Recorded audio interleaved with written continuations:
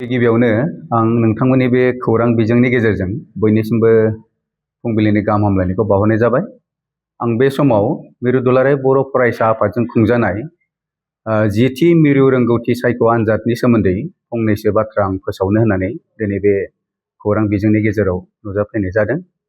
दा आं दिनै बेखौनो फोरमायनो सानदोंदि जे मिरु दुलाराय बर' फरायसा आफादजों खुंजानाय जा 10थि मिरु रोंगौथि सायख' आनजाद देग्लाय 2025नि बियो गाबोन 14 डिसेम्बर 2025 मायथाइयाव जागोन आरो बे आनजादाव जिरायनो थाखाय जायफोर फरायसाफ्रा गावसोरनि मुंखौ फर्म फिलआप खालामनानै थिसनबाय बे गासै फरायसाफोरनिसिम आंनि सिगांग्रो गाहाम हामलायनायखौ बावहरनाय जाबाय।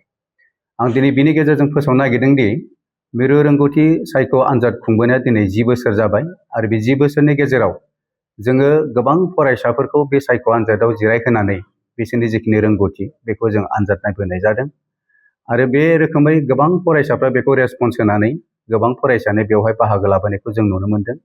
देग्लायनि बे बेलायावबो जोङो गासै आसाम नाङै जोङो बे आनजादखौ जिहेतु खुंगोन बेवहाय गासै 14,224 फरायसाफोर बेवहाय बाहागो लागोन। बेवहाय जोङो मोननै थाखोनि आनजादखौ खुंनाय जादों, बे जाबाय 9 थाखो आरो 10 थाखोनि।